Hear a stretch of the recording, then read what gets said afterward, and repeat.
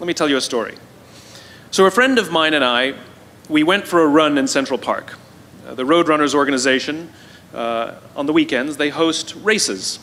And it's very common at the end of the race, they'll have a sponsor who will give away something, apples or bagels or something. And on this particular day, when we got to the end of the run, there were some free bagels. And they had picnic tables set up, and on one side was a group of volunteers. On the table were boxes of bagels, and on the other side was a long line of runners waiting to get their free bagel. So I said to my friend, let's get a bagel. And he looked at me and said, the line's too long. And I said, free bagel. And he said, I don't want to wait in line. And I was like, free bagel. And he says, nah, it's too long. And that's when I realized that there's two ways to see the world. Some people see the thing that they want, and some people see the thing that prevents them from getting the thing that they want. I could only see the bagels. He could only see the line. And so I walked up to the line. I leaned in between two people, put my hand in the box, and pulled out two bagels. And no one got mad at me. Because the rule is, you can go after whatever you want. You just cannot deny anyone else to go after whatever they want. Now, I had to sacrifice choice. I didn't get to choose which bagel I got. I got whatever I pulled out, but I didn't have to wait in line. So the point is you don't have to wait in line. You don't have to do it the way everybody else has done it. You can do it your way. You can break the rules. You just can't get in the way of somebody else getting what they want. That's rule number one. Performing under pressure, whether it's me or anybody else, is the same. You know, I have the same pressures as anyone else. There's time, there's performance, there's financial. I mean, there's deadlines. My pressures are not unique. The situations may be different, but everybody has the same kinds of pressures. But what I found, or what I find fascinating, is the interpretation of the stimuli. Let me explain. So I was watching the Olympics, this last Summer Olympics, and I was amazed at how bad the questions were that the reporters would ask all the athletes. And almost always, they asked the same question, whether they were about to compete or after they competed. Were you nervous, right?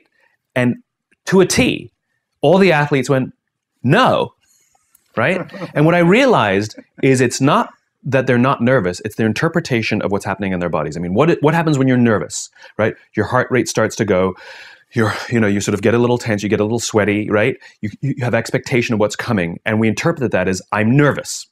Now, what's the interpretation of excited? Your heart rate starts to go, you're anticipating what's coming, right? You get a little sort of like tense. It's all the same thing. It's the same stimuli, except these athletes, these Olympic quality athletes, have learned to interpret the stimuli that the rest of us would say is nervous as excited. They all say the same thing. No, I'm not nervous. I'm excited. And so I've actually practiced it just to tell myself when I start to get nervous that this is excitement. Yeah. You know? And so I used to speak in front of a large audience and somebody would say, how do you feel? I used to say, a little nervous. Now when somebody says, how do you feel? I'm like, really excited, actually. And it came from just sort of telling myself, no, this is excitement. And it becomes a little bit automatic later on. But it's kind of a remarkable thing to deal with pressure by interpreting what your body is experiencing as excitement rather than nerves. And it's really kind of effective. It makes you want to rush forwards rather than pull back, and yet it's the same experience. I talk to so many smart, fantastic, ambitious, idealistic, hard-working kids, and they're right out of college, they're in their entry-level jobs, and I'll ask them, how's it going? And they'll say, I think I'm gonna quit. And I'm like, why? They say to me, I'm not making an impact. I'm like, you've been here 8 months, right? They treat the sense of fulfillment or even love like it's a scavenger hunt, like it's something you look for. My millennial friends, they've gone through so many jobs. They're either getting fired, it was mutual, or they're quitting because they're not making an impact, or they're not finding the thing they're looking for, or they're not feeling fulfilled, as if it's a scavenger hunt. Love, a job you find joy from, is not something you discover. It's not like, I found love. Here it is. I found a job I love. That's not how it works. Both of those things require hard work. You are in love because you work very hard every single day of your life to stay in love. You find a job that brings you ultimate joy because you work hard every single day to serve those around you, and you maintain that joy. It's not a discovery. But the problem is this sense of impatience. It's as if an entire generation is standing at the foot of a mountain. They know exactly what they want. They can see the summit. What they can't see is the mountain. This large, immovable object. That doesn't mean you have to do your time. That's not what I'm talking about. Take a helicopter, climb, I don't care. But there's still a mountain. Life, career fulfillment, relationships are journeys.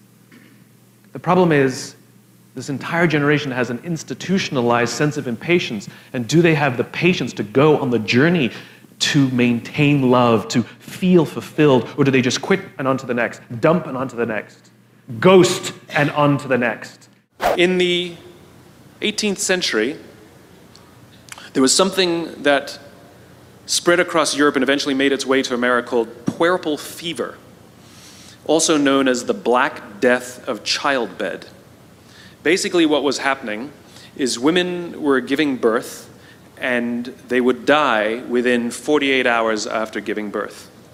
This Black Death of childbirth was the ravage of Europe, and it got worse and worse and worse over the course of over a century. In some hospitals, it was as high as 70% of women who gave birth who would die as a result of giving birth. But this was the Renaissance.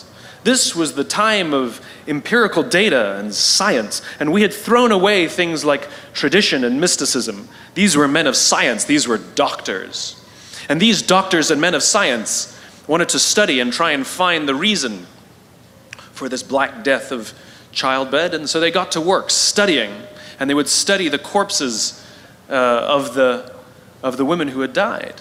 And in the morning they would conduct autopsies, and then in the afternoon they would go and deliver babies and finish their rounds.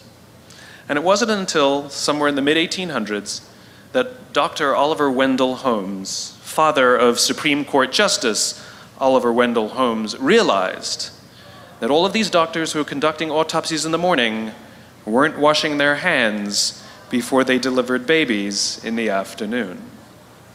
And he pointed it out and said, "Guys, you're the problem." And they ignored him and called him crazy for 30 years. Until finally somebody realized that if they simply washed their hands, it would go away. And that's exactly what happened. When they started sterilizing their instruments and washing their hands, the Black Death of childbed disappeared. My point is, the lesson here is, sometimes you're the problem.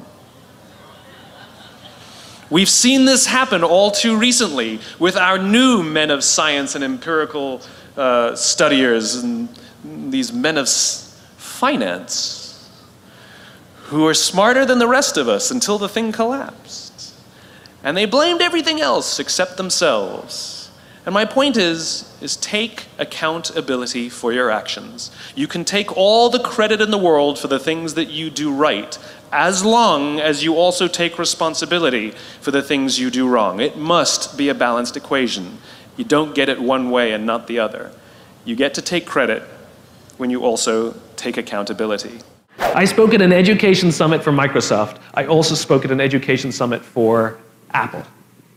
At the Education Summit for Microsoft, I would say that 70% of the executives spent about 70% of their presentations talking about how to beat Apple.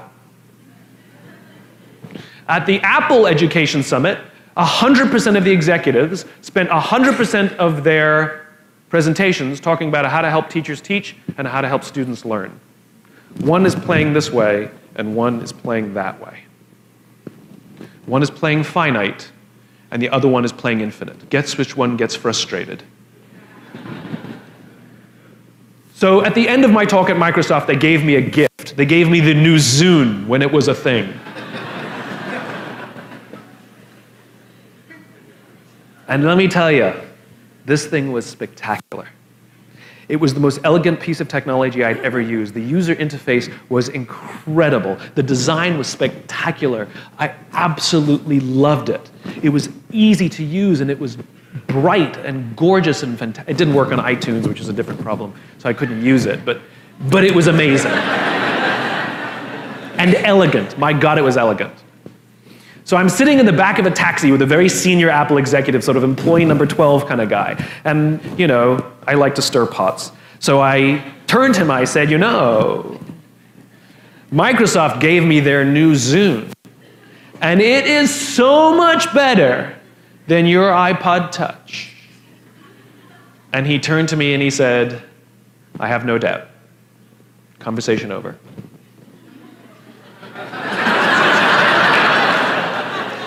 Because the infinite player understands sometimes you're ahead and sometimes you're behind. Sometimes your product is better and sometimes it's worse. The goal isn't to be the best every day. The goal isn't to outdo your competition every day. That's a finite construction. If I had said to Microsoft, I've got the new iPod Touch and it's so much better than your Zune, they would have said, can we see it? What does it do? React, react, react, react. Finite players play to beat the people around them. Infinite players play to be better than themselves. To wake up every single day and say, how can we make our company a better version of itself today than it was yesterday? How can we create a product this week that's better than the product we created last week? We also have to play the infinite game. It's not about being ranked number one. It's not about having more followers on Twitter than your friends.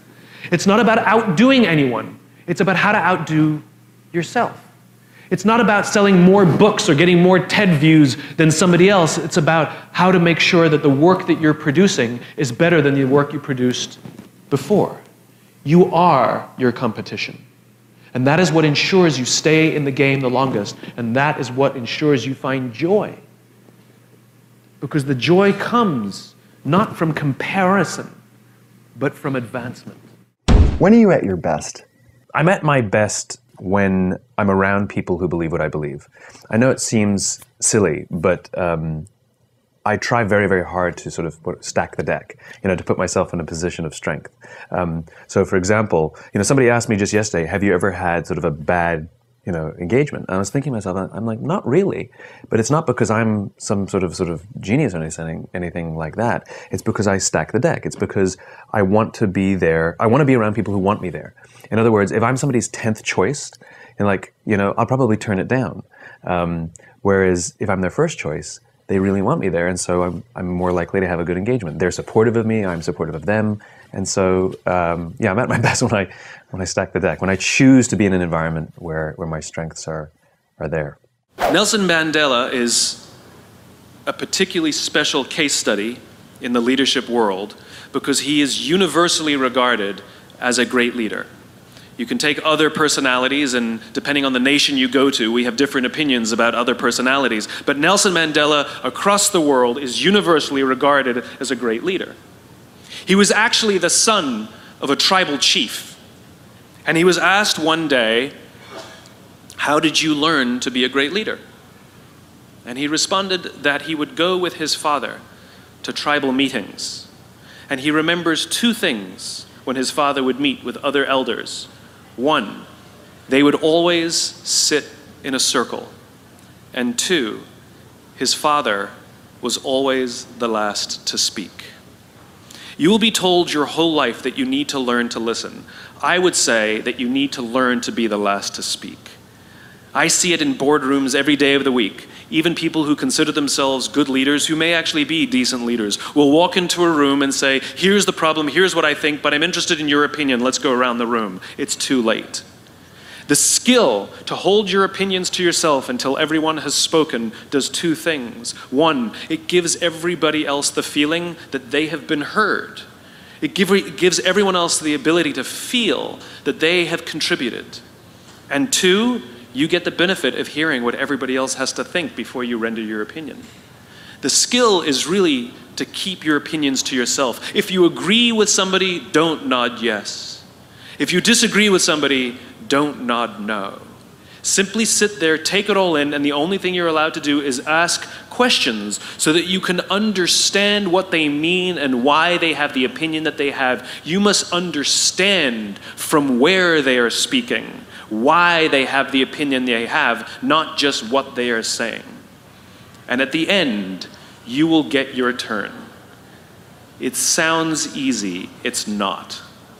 Practice being the last to speak. That's what Nelson Mandela did. Every decision we make in our lives as individuals or as organizations is a piece of communication. It's our way of saying something about who we are and what we believe.